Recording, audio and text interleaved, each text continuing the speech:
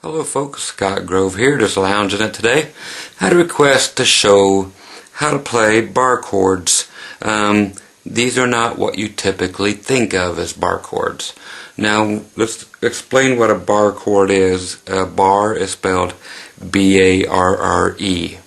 Now what a bar chord is when you actually take a finger. Some people, you're familiar with your bar chords that look like this. If you're not, I will show them to you. What it means is that you have a finger that is covering a bunch of strings, even two strings, like in a F chord. You have this one finger here covering two strings. That's actually still considered a bar chord because one finger is actually barring across. It's acting like a bar. Actually, what it's acting like is a capo. Okay, so your typical bar chord, the way it is formed is actually just an E chord. Okay, so your typical E chord. Okay, but you put a capo on it. Okay, so what that means is you have to figure out how to play. Okay, all your bar chords are going to be done with your first finger, your index finger, okay? So you have to learn how to play all of your chords without your index finger. That's basically what this amounts to. So you get rid of your index finger, learn how to play an E chord. So you're going to end up with your ring finger. This is for E, like this. So you can see where everything's at. Index here, your pinky under it like a normal one, and your middle finger here at the first fret on the G string, just like a normal E chord, but just like your first finger's been chopped off. Now what we have to do is take that whole thing and play an F chord. So we move it all forward one fret, and then lay your old finger. Man, my hands are getting old looking. Okay, anyway, but you lay one finger across all of the strings. Now you play all of that. So that's the entire F bar chord. Move the whole thing up another fret, you get F sharp.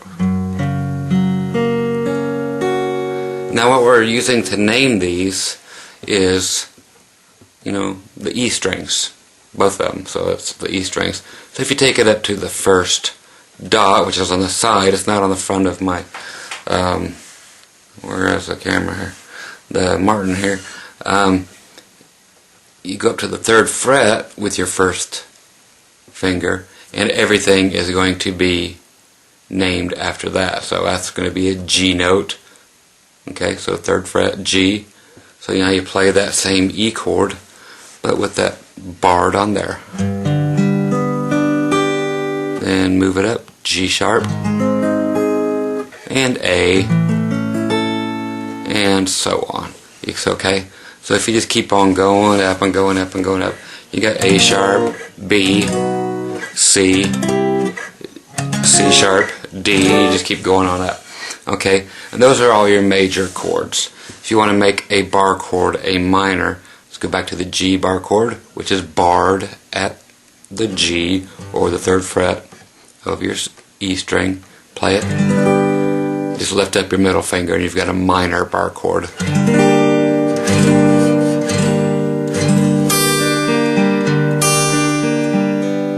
Put it back down in your major. Okay? Now it happens to go just the opposite way. If you do your bar chord starting at the A string now, so everything will be named off of this. Now what you're thinking of here, if you're building a bar chord on the A string, you want to build it off of an A chord. Okay? So now, remember how you play an A chord, a real one, without just laying one finger across there? You can still use that in your brain, but a regular A chord, you have that going on. Okay, do the same thing, but just get rid of your first finger again. So there's A, you're not playing your low E string, move that whole thing up, and then put your capo on, but do it just on the A string and all the way across because it has to get that E string too. So there's B flat or A. sharp. Here's B. Okay. Now, go up to the 3rd fret, there's C. And then C sharp, D, and it just keeps moving up. D sharp, E. Okay, why do we use bar chords? To get different sounds, different voicings actually. You've got your rhythm guitar player over there just playing the G chord, doing whatever, and if you're playing guitar too, you do not ever want to be playing the same voicing as the other guy. It just gets your stuff all muddied up. So you need to find other places. So I'm going to show you other places where we can play a G chord way up here. What's that one? I haven't showed it to you yet, but I'm going to. So you can play that chord, that G chord, okay?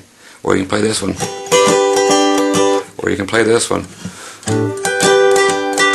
But as long as you're not playing the same chord that he is. So it just gives you better ways of finding different voicings and so forth. Okay, and plus to be able to play in keys like E flat and B flat and all that. Girl singers tend to play, or sing, I should say, in B flat or E flat. That's just the way it is.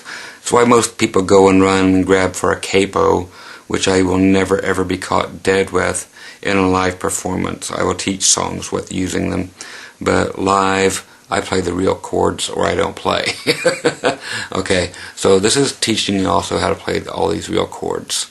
Okay, so there you had using the A shape, then B flat, or yeah, B flat, B, here's C. Now if you want to make it minor, you actually have to take your pinky here and move it back 1 fret, which you can't do. It's physically impossible. So that note has to go back there. So you have to reconfigure everything so it ends up looking this way. Okay, so your middle finger ends up, everything changes. These two that were here on the bottom, right here, on your G and B string, go up 1 fret each. Then your middle finger just sneaks down there and grabs the open hole there between everything on the B string. Then you can actually move that finger in to position there. You can make it that way the whole time if you want, just to make minors easier.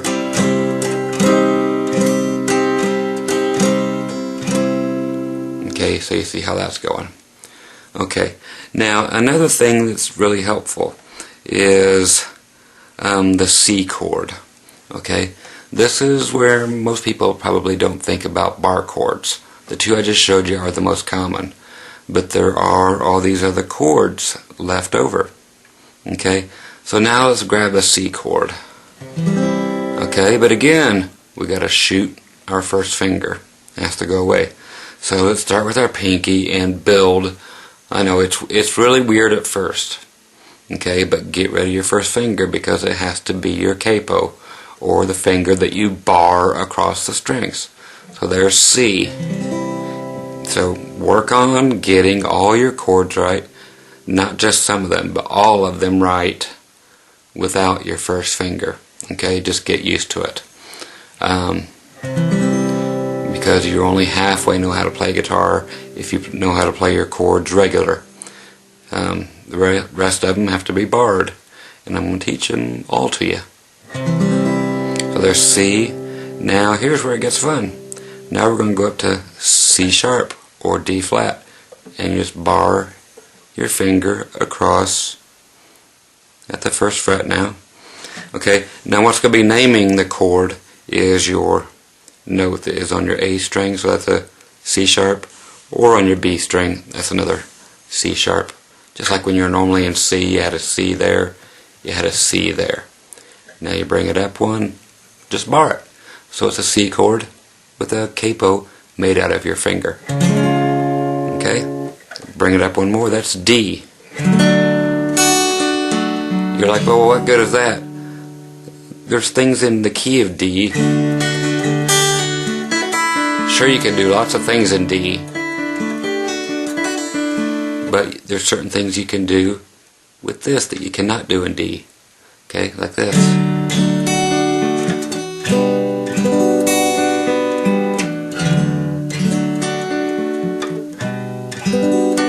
Okay, and now what else can you not do is this.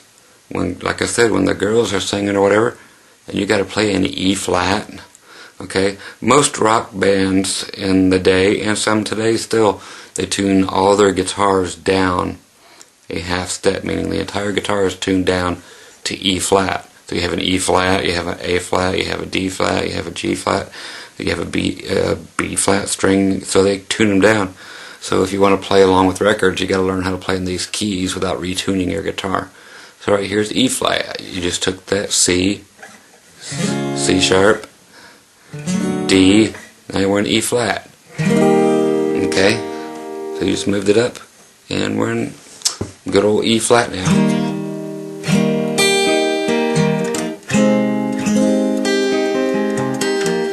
And I'll show you how to get to real chords here in a second. Okay, now that is what I was talking about earlier. You had the F chord. It is a bar chord because you are barring across. If you finished up the whole chord, it would just be this, the big full chord. That's the big F chord, but you're only playing part of it by playing this. Okay, so when we were in E flat, which is at your finger designating it here on your B string at the 4th fret, playing a C chord, barring it across, and now you need the next chord, which is going to be A flat. You can use an F chord doing it by just barring across at the 4th fret, just like a regular F chord, or make the whole thing. You already know it looks like an F chord, just make the whole thing, which is bigger sounding, big and full sounding, because you get to use all your bass strings. So you got E flat. Okay, because you couldn't play these chords before, most of you. Okay, so you got E flat with 5 strings ringing. That's a full chord, boy. A flat,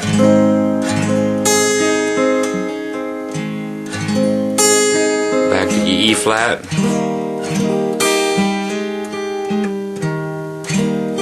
then to B flat. Okay, or F shaped again, but it's just all the way up here at the 6th fret. Low E string names it, or high E string names it. So then again, it is just your E shape. Try to get in frame here. I'm trying to work with an upside down camera here. Okay, so again, E flat, A flat, back to E flat, to B flat. Okay, so that's one easy way to do that. Okay, and that's how I showed you when I went up to G a minute ago. I said your guitar player's down here playing a regular G chord, and I said you could play a G way up here. Okay, that's the same thing. I just went up so that my middle finger is actually up here at the 8th fret, still playing the C chord, C-shaped chord, and just barring it. And then I would just go to C. Okay, so I'm just playing an F chord, but up here on the high E string, where it would be a C. Okay, so if I was to be getting rid of my guitar pick, put it down here, out of the way. So I'm back here playing G again now with these bar chords. Now C, back to G, now to D. Okay, how is that a bar chord? Because I'm using one finger. Just like I said before when we were doing the A, don't ever forget that. But take it up here to the 7th fret, and there's D. So I'm playing the middle notes. Well, everything's being fretted except for the high E string. But now you can put an extra bar. Use your pinky to bar your E string and your B string at the 10th fret. Okay, so you're skipping 2 frets and doing this. This will work everywhere, like all of these will. So there's a big sounding D chord.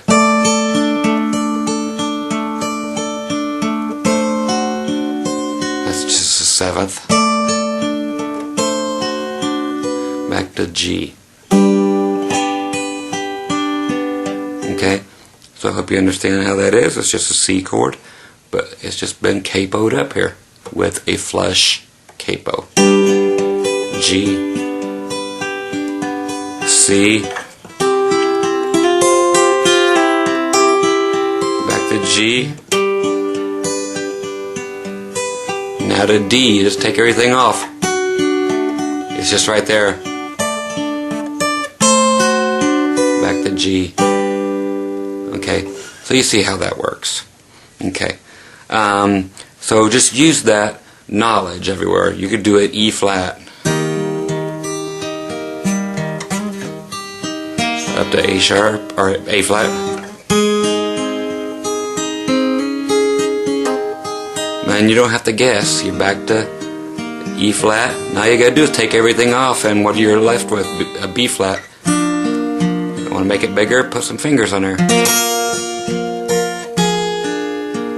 7th back to a E flat. So now you can play all the pretty stuff without having to use a capo, and it's really easy to do things like that. Okay, the other one I want to show you is just another chord, you know, but it's just another bar chord, and that's just using a regular G chord. Okay, so you take your G chord again, get rid of that first finger. So now you got to make it. This is one of the tougher ones. Oddly enough. Okay, so you got to make your G chord like this without your first finger, but you always got to leave it way behind. Okay, because your capo, your finger back here, your bar finger, is going to be way out of the way. So we got G fine. Okay, say we want to take that up to A, so we got to go up 2 frets. Okay, so we take everything up 2 frets. But then that first finger has to be capoed way back here on the 2nd fret. So it has to remain way behind.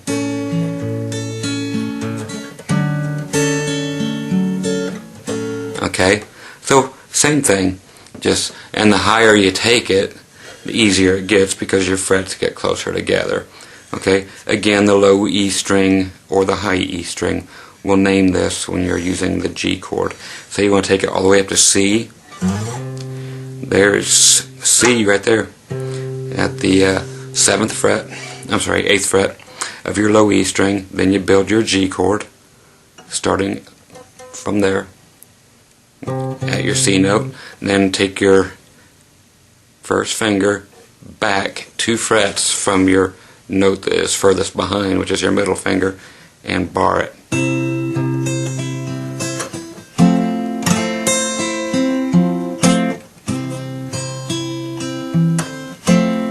Okay, so that's just to show you how bar chords are just basically done. They are regular chords and then just being capoed by using your first finger. Okay, so that's simply it. Try all of the other chords and come up with your own stuff. I'm definitely a guy who thinks that the more you learn on your own, you're going to remember it more. Okay, so there's basically what bar chords are, and if you're just going to learn a bunch of tab crap, which is what tabs are, you won't remember them. But if you take what I just showed you now and then go learn the rest of them on your own by thinking, okay, it's just any chord, but I can't use my first finger, and I have to use that as my capo, then you'll figure out what all your bar chords are, what you can and cannot do with them by trial and error, and once you get them right, you'll never forget them. Yeah, that's learning. Okay, so anytime I go out and play, if I want to play an E flat, I know I can do it right here, or I can do it right here, you know, up here at the 8th fret on my middle finger, or middle strings. I can do this. What's that? Oh, that's kind of a D chord, but it's got a bar behind it. But you have to go figure the D chord out with a bar behind it. That's your job, okay? Because I'm just showing you part of it. I showed you the G chord, and the A chord, and the E chord, and the F chord, and C chord. And you go do your own D chords, and what else is there? Okay, and figure out how to make them major and minor. But if I'm playing an E flat, I can play here.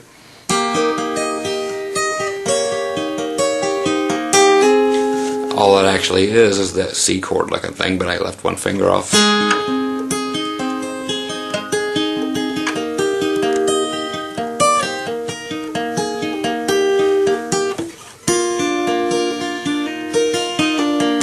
See how I did that? Okay, I'm playing E flat up here at the 8th fret. Then I went to that C thing, just bar it, and that's your next chord. Then go back to E flat, and I'm just going to play a simple F to think that's what I'm basically playing is the F, but I'm just going back and still starting it with that first finger that was where this was, and then you can make a full chord if you want. Okay, so that's positions. Remember how to do this. Now just make that big C chord for your next chord. You never move that first finger, that bar chord, back to E flat. Now that F chord that starts where that one was, or you can make a full bar chord.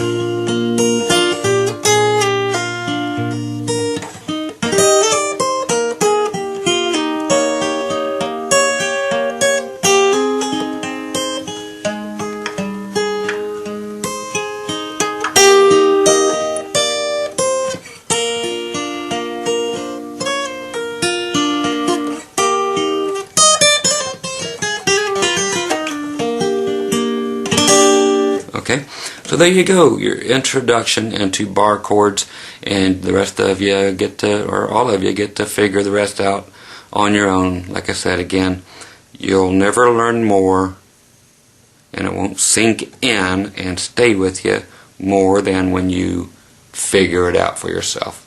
Okay, so go figure out the rest for yourself. Remember, your first finger here, that guy, that's your bar chord, that is your capo.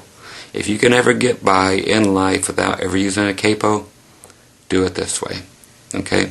A capo back in my day, we didn't even call them that. We called it a cheater. Okay? You'd go to the music store, yeah, I need a cheater bar.